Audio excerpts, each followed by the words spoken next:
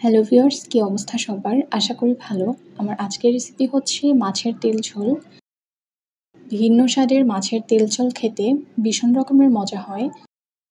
তো আমি এই রেসিপিটা কীভাবে করি সেটাই আজকে দেখাবো। তো শুরু করা যাক।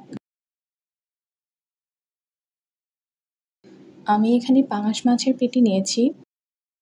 আপনারা চাইলে বড় যে কোনো মাছ ইউজ করতে পারেন। মাছে আমি মশলার জন্য দিচ্ছি 1 টিস্পুন লবণ, 1 টিস্পুন হলুদ ও 1 টিস্পুন সরিষার তেল।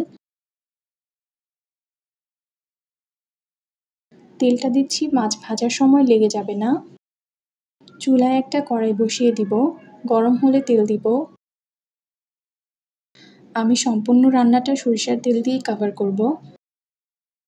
এখন আমি মাছগুলো দিয়ে দিব, উল্টে পাল্টে ভেজে নিব, হালকা লাল করে ভেজে নিব।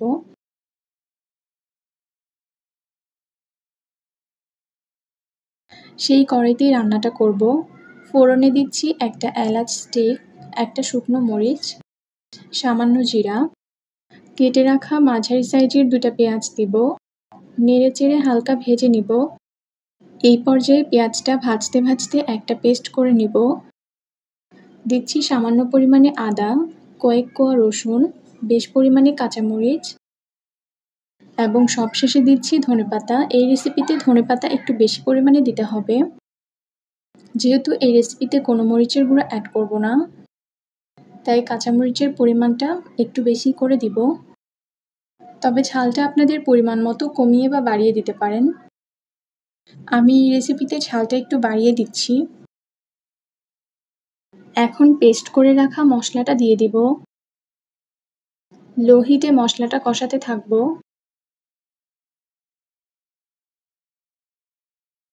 প্রায় 2 থেকে 3 মিনিটের মতো কষাতে থাকবো।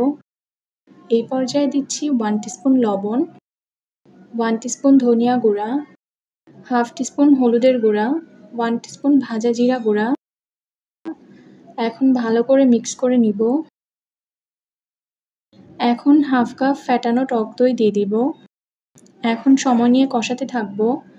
টক দইটা অবশ্যই দিতে হবে। এই পর্যায়ে পানি অ্যাড করব।